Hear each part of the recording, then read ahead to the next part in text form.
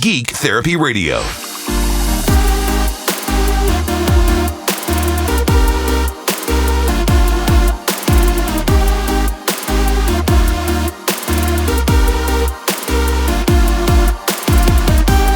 Welcome to the Geek Therapy Radio podcast. I'm your mental curator, Johnny Hemberger. Be sure you stick around for the next podcast coming up where it's all explained, what's been going on in life recently. I will release that podcast probably on Monday.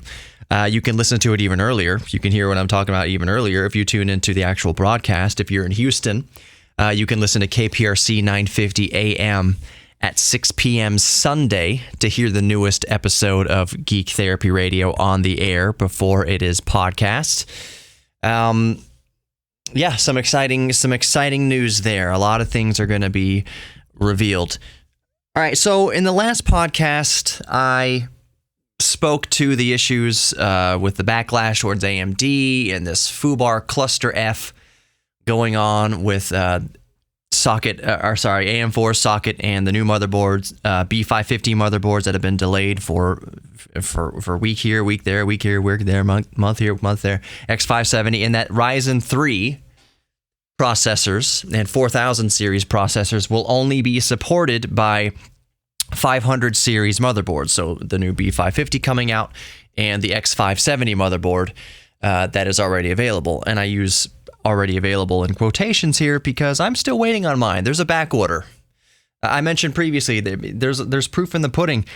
People have been scooping up the X570 motherboards so that they are as future-proof as possible in regards to Zen 3. So I ordered my motherboard on Amazon, still on back order right now. It says expected to be delivered Monday. I doubt that very much.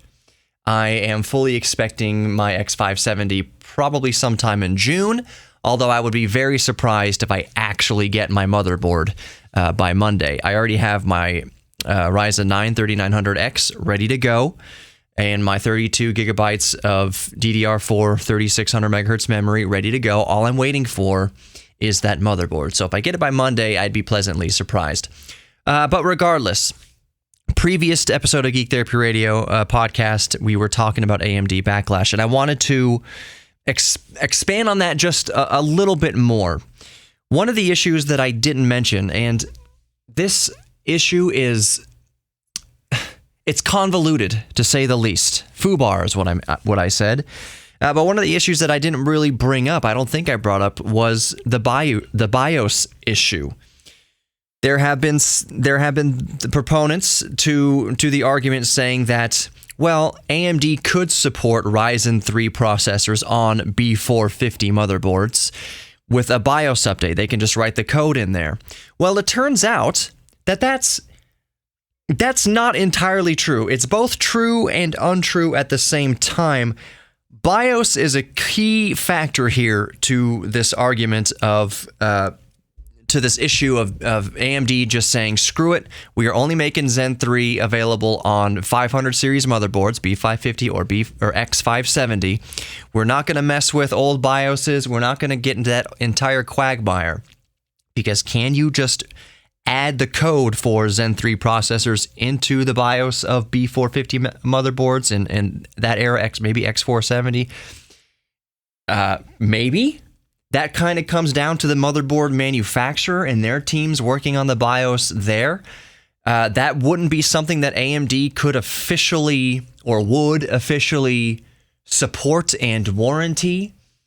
If they had come out and said, Zen 3 is only going to work on 500 series motherboards, and then individual motherboard manufacturers, so Asus, ASRock is a spinoff of Asus, by the way, just FYI. MSI, Gigabyte, whatever, what have you. If they decided to flash their own BIOS and come out with a BIOS update for their B450 motherboards that allowed Zen 3 processors on there, that's not something that AMD would sanction or guarantee.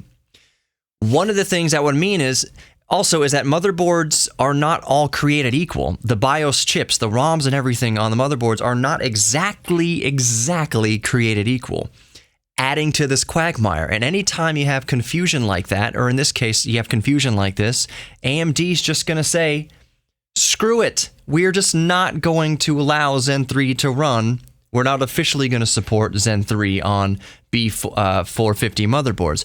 Now, if individual manufacturers come out with a line of code or microcode to add to the BIOS ROM on B450 motherboards or what have you, that's up to the motherboard. And it's not going to be every motherboard. It's not even going to be every motherboard that the manufacturer manufactures. So we have B450, B450 Max motherboards, all different variants of B450. It's just a confusing mess, even within the same manufacturer, as to what motherboards they would rewrite some BIOS, reflash the BIOS to support new motherboards. One of the issues also is that BIOS ROM chips are of different sizes, 16 megabytes, 32 megabytes. You don't know. It's individual to motherboards. It's individual to manufacturer. It's individual to models within the manufacturer. It is a nightmare. So let's say they would write code in there for 4000 series chips. That would mean that they would have to take out code. If it's a fixed 16 megabyte BIOS ROM, that means they would have to take code out for first gen Ryzen, maybe some second gen Ryzen, and that would strand other customers. They'd have to warn customers and educate customers, hey, don't flash to this new BIOS. It's going to brick your system if you're on a 2000 series or a 1000 first gen series Ryzen. It's a nightmare. I want to turn things over real quick. I pulled some audio from YouTube in Gamers Nexus. Gamers Nexus does a painfully good job of deep diving into these issues. So the next several minutes here, strap in, it's 8 or 9 minutes. It's less than 9 minutes. It's around 9 minutes. I'm going to let Gamers Nexus explain this BIOS issue. Strap in. If you like this kind of thing, it's very, very interesting. But I think everybody listening right now will learn a thing or two. So for the next several minutes here, I'm turning it over to Gamers Nexus to explain the BIOS issue in terms of AMD and the backlash with Zen 3 and 400 series motherboards. There is a hard limit with 16 megabyte ROMs, especially. That's just fact. It's the way it is. So no matter how many Reddit sleuths go out there and say that this is not a real limitation, it's not possible, this board BIOS I ripped has more space in it, whatever, it is just fact that it is actually a limit. And if your one board seems like it could fit Zen 3 CPUs, that board doesn't represent all of the boards. So as an example, we don't have to look into the future to know that 16 megabyte limits for ROMs are preventing more CPUs from being stuffed into them. We can look at what's available now and what's supported now, today, on boards that are out today with CPUs that are out today. So as an example, most boards don't support Bristol Ridge. That's part of the AM4 platform and part of the ecosystem, but it's not supported. Several have mixed support of APUs or no support at all. There are also boards, many that we've worked with in the lab when testing AMD's lower end parts, that don't support the Athlon 3000G. But technically, they are capable of it. It's just it's not in the BIOS, it's not written in, so it wouldn't work. Some of the Ryzen 3000 CPUs are already unsupported on X370 and B350 boards. That's because largely of the ROM size. Now, depending on which boards you're talking about, some of them do have 32 megabyte ROMs, and those older boards do have beta BIOSes that are available, which would enable Ryzen 3000. But now you're getting into a completely different headache. It's no longer related to the size of the ROM, but rather supporting potentially multiple branches of AGESA or of the BIOS if you're the motherboard manufacturer. That's a different issue we'll talk about in a moment. So for those asking if the motherboard makers could just make a special BIOS, which is not really it's not that easy, but if you're asking if motherboard makers could reverse engineer AGESA once it comes out for Zen 3 support and add it to older boards like B450 boards, the answer is yes. Technically, they could do it. And in some instances, like MSI, where they've positioned themselves to potentially be in a false advertising lawsuit with some of the language they've used, wasn't quite as careful as AMD's language, you might see those vendors try and do that because they need to protect themselves. But for the most part, you shouldn't really expect reverse engineering to solve the issues. And there's a few reasons for that. First of all, it has to be shipped out the back door and in an unofficial capacity in most of these companies, which means likely bugs and unlikely long-term support. Most motherboard makers won't officially support Zen 3 on older boards for a number of reasons, one of which might be infuriating AMD, and the other one would be because it's not necessarily easy to reverse engineer a BIOS. People already do this for Coffee Lake boards. It's out there, and those mods were difficult, they were uncommon, and they often have bugs. Further, the motherboard companies can make more money by not doing this, and it's not even their fault. They can just blame AMD. They have a scapegoat here, so it's unlikely to happen in a widespread fashion. Outside of the more sinister implications that everyone has already assumed and spun to, there are also several practical ones, and we should go through those point by point. One, BIOS size will vary manufacturer to manufacturer, and those with flashier or more advanced BIOSes will be more limited in the amount of CPUs they can support. All of those graphics take space, and all of that complexity and extra menu items, it all takes space. Two, 32 megabyte ROMs are uncommon. The MSI Max motherboards have them, and some of the higher end boards and other manufacturer lines do as well, but the vast majority are on 16 megabyte ROMs. 3, Gigabyte, as an example, has lighter weight graphics than MSI, and so Gigabyte would be able to fit more CPUs in its 16 megabyte BIOS than MSI, but it's still just under the limit. This starts to create an imbalance where now you're asking motherboard makers to make a choice between CPU support and flashy graphics. And in an industry where all the board partners are petty and bicker incessantly for special treatment, it may be easier to just cut everyone off. But let's stop here and talk more about the ROM size and then go through the rest. First off, we need to establish why 16 megabyte ROMs are even on these boards, because that might seem small. What we need to do is look back to the beginning of Ryzen when it launched. When AM4 was a brand new platform, AMD had almost no motherboard manufacturer support at all. On the review side, there was one board you could do your review with when Ryzen 1000 came out and actually trust the results out of it. That was the Asus board. And even that one, we had no fewer than 3 or 4 BIOS updates, including one, if memory serves correctly, about 1 day before launch of the 1800X. So it was not a smooth launch. And the point of bringing this up is you had maybe about a dozen boards within months of Ryzen 1 launching that were maybe kind of okay, but likely had horrible memory support up and down the stack.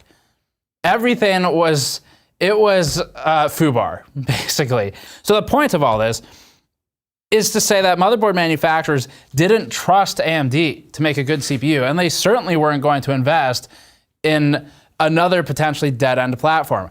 AMD spent about a decade launching garbage. The Phenom 2 series was probably one of the last good CPUs that AMD launched up until Ryzen. So you really can't blame the motherboard manufacturers for not trusting them and for not supporting the ecosystem. This all leads into the important point of why 16 megabyte ROMs. And the answer to why is because you're now talking about partners who don't trust AMD. AMD has burned bridges with those partners over the last at least 8 years with other parts and just having no idea what it was doing. Imagine then asking a company like Asus, which is, trying to think of a clean way to phrase it, but money is coming out of its rear end at high velocity from Intel at the time Ryzen 1000 comes out. Ask Asus, ask Gigabyte, ask MSI to switch one part that they can use on every Intel motherboard they make, literally millions of them, and then change that part order to a special part. You're ordering a special tool now for the job, and those special tools, they're not cheap. 16 megabyte ROMs are used everywhere. It's not just in the computer DIY industry, it's used outside of that industry too. Billboards use it. The menus at fast food places you order at have likely some kind of similar ROM in them. So this is a readily available off-the-shelf part, and asking motherboard makers to change something for AMD because, trust us, it's gonna be good this time, that's not good enough. So asking for 32 megabyte ROMs at the beginning would have gotten AMD laughed out of the room. That wouldn't have worked. And we had 16 megabytes on most of the boards between now and launch of Zen as a result of that. As for the cost difference, it is significant. Manufacturers spend nearing 3 times the cost in some instances on 32 megabyte ROMs. That's because 16 megabyte ROMs are used in everything. So again, volume is high and parts are widely available. It's economies of scale. And as always, 16 megabyte being used in devices outside of PC hardware does mean ready availability. So if you're thinking as a customer, what's another 50 cents? What's another 75 cents? What's another $1? I'm willing to pay that. The answer is that, one, it's not the cost amount to you. They're going to multiply it, and maybe you're not willing to pay that. And two, this is where the manufacturer's margin comes from. Video cards have 2.8% margin at the low end to 8% margin, sometimes 10. The average is closer to 4 to 5%. Motherboards aren't that different, and every dollar you save is a huge move in the margin when you're talking a scale of millions of units. And you can watch some of our factory tours, like the tour of MSI or of Gigabyte's factory, to learn more about exactly how many units they make to get a sense of scale for how much $1 times that multiplies. So motherboard manufacturers are already removing one-off CPUs in their BIOS from support because they can't fit it. And again, even the amateur sleuths are opening hex editors and saying, look, there's more room for other stuff, or I could optimize the code. Cool. But that's not the situation for literally everything out there. You're not really proving the whole picture. So we come back to the argument of, well, they could just drop support of older products in favor of newer products. And if you do that, you're starting to screw the customers who want the older product support, and you're telling them, hey, that new update that came out, don't download that. Do not download that. It will brick the system until you get a new CPU and flash it, or maybe it has flashback that you can fix it with. But either way, not a good customer experience. You're basically segmenting it. You're telling customers who want the older support but want to continue receiving AGESA updates that they can't update their BIOS. And branching is a different issue we'll talk about in a second. And you're telling the newer people that they should flash forward. So that's not really that simple of a solution either.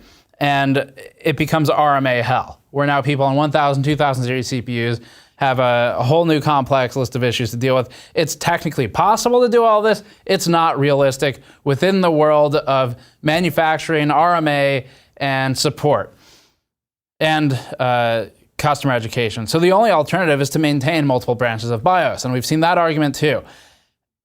Now you're branching something that is already stretched thin for support by the teams working on it. The BIOS engineers at some of these companies, we know like all of them, because some of them basically have one guy. So it's not like they have this huge team that does it all. So one of the takeaways I get from that, because I am just like everybody else listening right now, I learn things as information becomes available, as things become clear to me, and I can only speak to them with the knowledge that I have. And if I have any misconceptions, that's on me. But hopefully I learn these things along with everybody else. And we have just a discussion here. We exchange ideas here.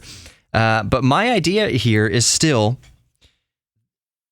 I'm not saying that I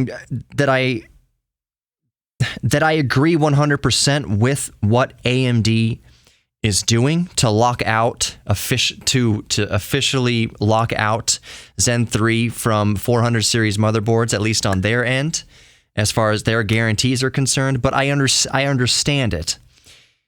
It's such, like I mentioned earlier, it's such a mess with individual manufacturers in different ROM sizes that I can understand why AMD just washes their hands of 400 series motherboards and says, we're just going to nip this in the bud, we're just going to cut it, and we are going to only officially support Zen 3 on 500 series motherboards. Now, as Gamers Nexus was just mentioning, it is theoretically possible for manufacturers of 400 series motherboards to write in some new code for the limited BIOS ROMs to allow for Zen 3 chips to be supported. But that is obviously nothing that AMD would officially warranty or support. Plus, like Gamers Nexus said, a lot of the teams, the dev departments and the engineers in the BIOS department of these motherboard manufacturers, a lot of times it's just one person. It's just one person. So they can't guarantee this level of quality control or overload the one guy or one girl with writing the new microcode in to support 4000 series and Zen 3 architecture CPUs. It's just a mess. So AMD just said, we're just going to bite the bullet. We'll take the flack. We'll address it. We are going to only officially support Zen 3 on 500 series motherboards and call it a day. We will make sure that these motherboards contain the right size BIOS to contain them, that it's the most future-proof as possible going forward, but it's just one of these things that AMD is going to have to deal with. It's their first bit of backlash in a while since they were sued over Bulldozer, false claims to multi-core chips. But AMD, like I mentioned in the previous podcast, AMD has been doing so well over the past few years. They have disrupted in a good way, in a great way. They have disrupted the market so much that this first wrinkle in the road, this growing pain, is felt. Gamers Nexus was also mentioning, the channel also mentioned that AMD has really, I'll link the video in the podcast description. AMD has really leaned into the budget gamer side of things, the budget enthusiast demographic of CPU consumers, so much so that they are kind of forgetting the people. They're forgetting the larger picture, if that makes sense, that they have, it seems that they have just really globbed into this one subsect of PC enthusiast and have not paid enough attention to the rest of them. That may be true, that may not be true. I don't follow AMD every single day. I don't run around seeing what the latest thing they put on Reddit is. I don't know where their allegiances are. I don't follow them that close, so I can't speak to that I pick up that vibe personally. But apparently it's a thing. It's apparently something that's being discussed. At the end of the day, it's growing pains for AMD. I think they'll get through it. As well as any company can. I think they'll do a better job than Intel will. But my personal opinion, my personal advice right now is if you're building a computer right now, if you're planning on doing a new build right now, I still maintain that the best thing you can do if you want to remain as future-proof as possible is order a B550 motherboard. It's on back order when it releases in June. Supposedly it's going to release in June this time. Go with a B550 if you're building a budget PC that you want to keep as future-proof as possible.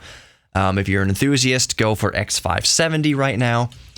But if you're building a brand new AMD computer, it would not be advisable on the budget end to go with B450 right now and then cross your fingers that whatever manufacturer you bought from, MSI or Asus or ASRock or Gigabyte or whatever, and cross your fingers that if you buy a B450, that the manufacturer will, through the back door, as Gamers Nexus said, come out with a BIOS update to support Zen 3.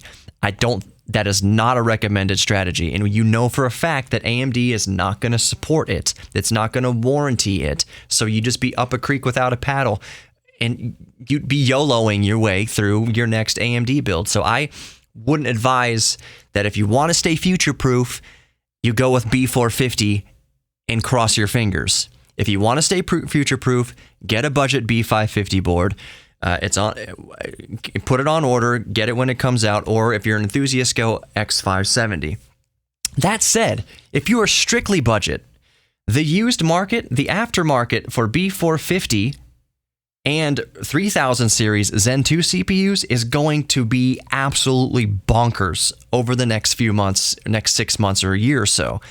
If you don't really care, the analogy I used is if you think a 16-core, 32-thread 3950X will get you by for the next few years, I don't know why you'd pair that with a B450, but you could. I'm just saying, you could. If you don't care about getting the latest and greatest processor every year that it comes out, B450 is fine.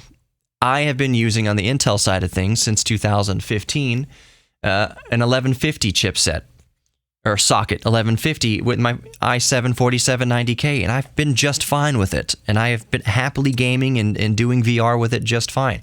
So if you're perfectly content just getting a B450 and using it for the next 5 to 7, possibly even 10 years, and you want to save the most amount of money, that's perfectly viable. That's perfectly viable. But if you want to stay on the bleeding edge and have that upgrade path, wait until you can get your hands on a B550 or an X570. Wait for all this to smooth out with AMD. So that's a segue. The way that AMD has disrupted the market means that this growing pain is felt extra heavily, and a lot of consumers that have switched over to AMD, I would say betrayed is a really strong way to look at it, is a really strong feeling. That's a really strong word to say, betrayed, but there are people out there who maybe recently bought a B450 motherboard and got confused to the marketing, and AMD didn't do a great job. MSI also didn't do a great job of this. They were misled to believe that socket AM4 support meant that it was chipset support along the way as well. That wasn't really the case, and now AMD is reeling with this, and I think they'll recover. I mean, I know they'll recover. I'll be bold and say I know they'll recover.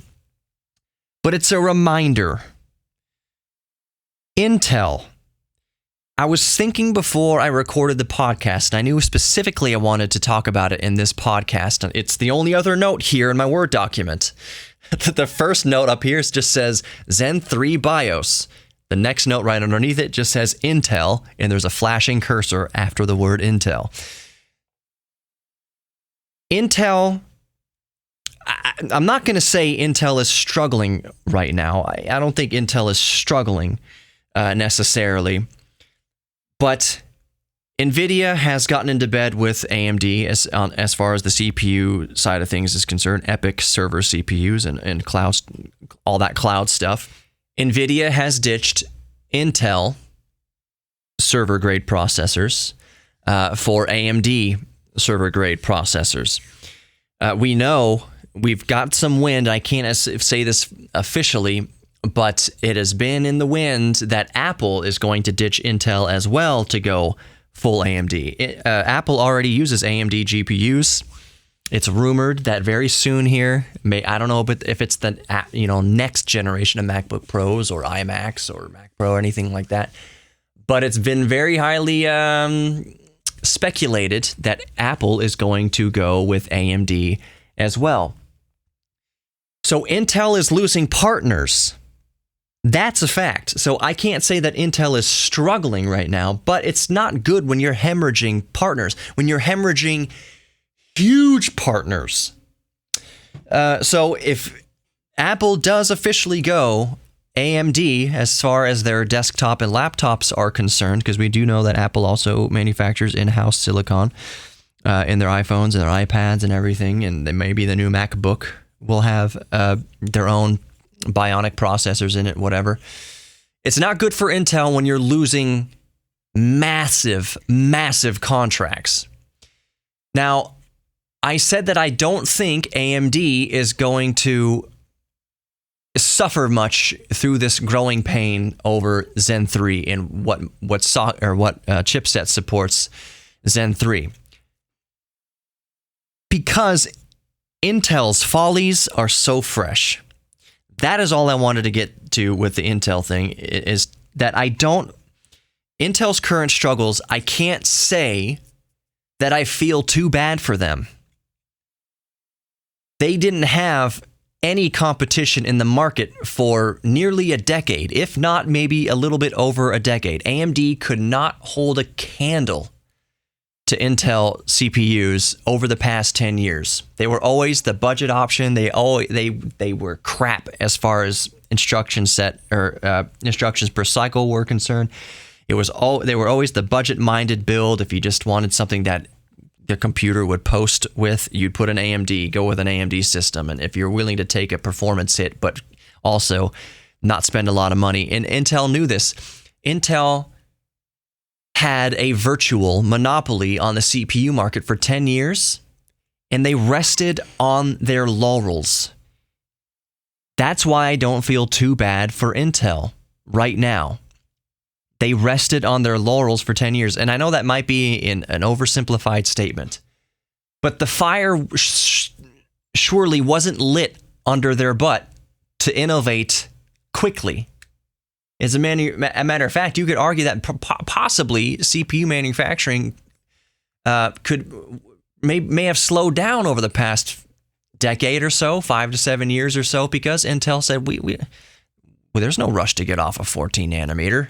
we'll go to 10 nanometer when we get around to it. Then all of a sudden AMD came out. They're already at 12 nanometer, 7 nanometer, and Intel's like, holy mother of God, we have to do something. It's hard to even imagine that Intel had no idea what AMD was up to, but Intel was caught with their pants down.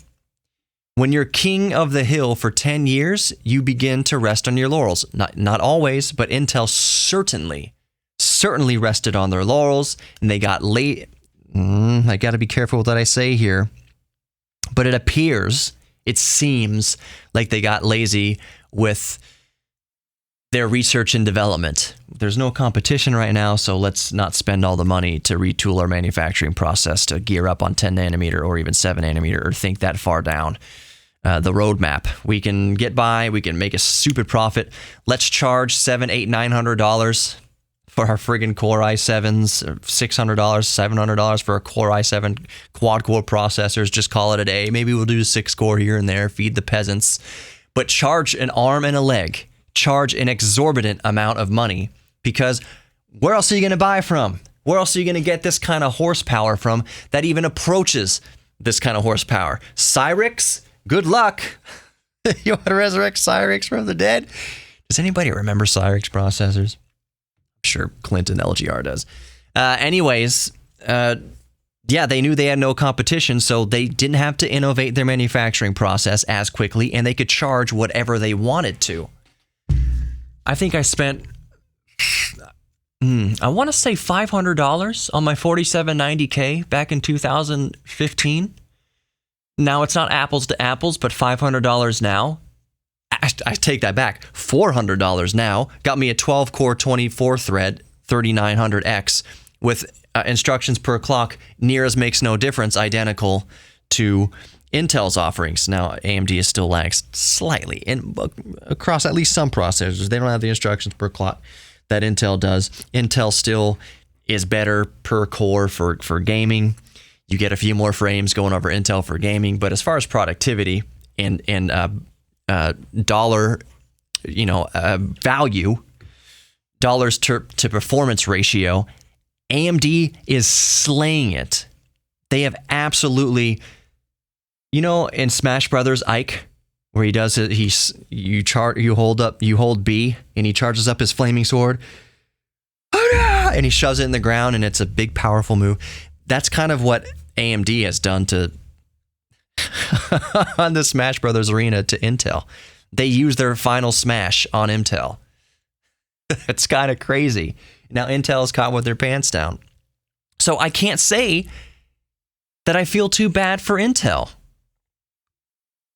What they could have done, Captain Hindsight now, what they could have done is not rested on those laurels. They could have kept reinvesting their profits into upping their manufacturing process and be weary and timid that, AMD is, we're crushing AMD, but AMD is not dead. At any moment now, given the current landscape of the world and technology, AMD could come out of the gate any minute now with something that provides real competition to us, and they could undercut us at any second, which is exactly what AMD did. And it appears that nobody at Intel had the foresight to anticipate this, or even be safe about it, even have any sort of safety net. Guys, we really need to ramp up 10 nanometer. No. What's AMD going to do? Is AMD going to come out? Oh, crap. They actually did. So I don't feel bad for Intel. What some may be thinking right now is that they may see this current growing pain with AMD, with Zen 3 and 500 series motherboards and incompatibility, unofficial compatibility with B400 motherboards. They may see this as, AMD is getting too big for its britches.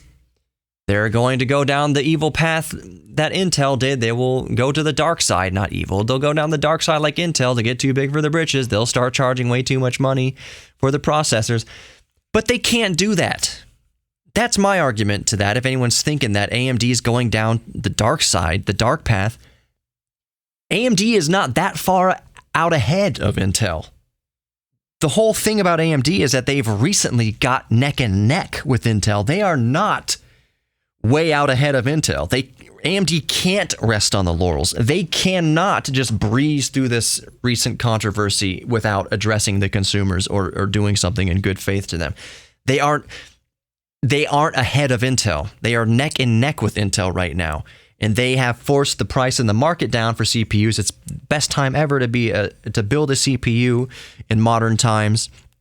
But AMD is not kicking Intel's butt hard enough, and they are not in a far enough lead to rest on laurels, to let this 400 series motherboard, 500 series motherboard, Zen 3 issue, to catch them with their pants down or to hurt them long term. They're not going to do that. They can't afford. AMD cannot afford to screw this up. They can't afford to go down the path of the dark side right now. Don't count Intel out. AMD knows that better than anybody. They will use Intel's own experiences to their advantage. Say, look how Intel rested on their laurels. If and when we do get so far ahead of Intel as far as instructions per clock and just core per core performance, if we just have a 50% gap over Intel core per core performance, I think AMD knows, they have learned over the past 10 years by watching Intel, that is not the time to start resting. And that is also not the time to start charging an exorbitant amount of money. They are going to keep their price point the same if they know what's good for them. Then again, the industry could ebb and flow. AMD could have some sort of change of management. History repeats itself. They could go down the same path that Intel did, and we go through another 10-year dark period of it's a terrible time to build a new PC because there's only really one CPU brand that is worth buying if you care about performance. I just don't think we're anywhere near that, and I hope that AMD just altogether does not go down that path. That's all I really got to say about that. Thank you for listening to the podcast. I mean, I've been thinking about tweeting this out. I don't have very many Twitter followers. Facebook, I mean, everything's grown a little bit. Their YouTube page has grown a little bit.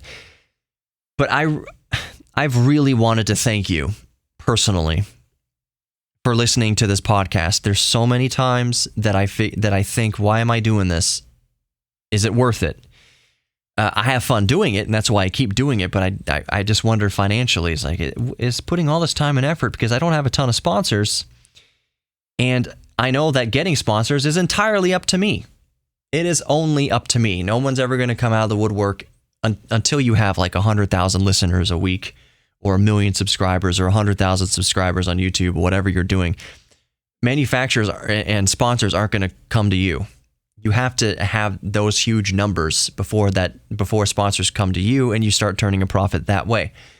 So right now, any sponsorships I do get, I have to go out and get on my own. The radio show, the broadcast coverage, it's leverage that I have. But you, the podcast listener, you're not aware of any of that.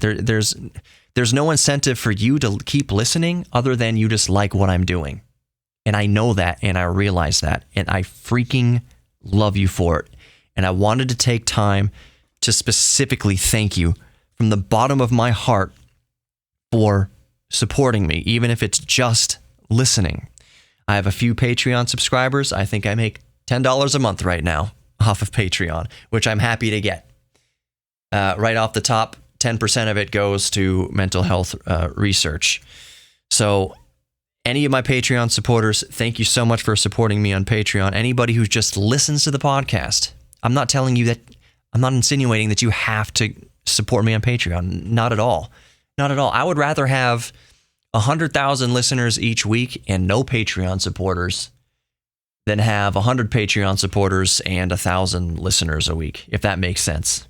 I would rather have the audience grow because that means I'm touching the most people. They're emotionally. I'm not actually, you know what I'm saying. That when I tell you that you are worthy of love, both giving and receiving love, that hits as many ears and affects as many people as possible at once. So I'd rather have more listeners than Patreon supporters, rather than have a bunch of Patreon supporters and not many listeners. That wouldn't make much sense anyways. That kind of skew wouldn't make any sense.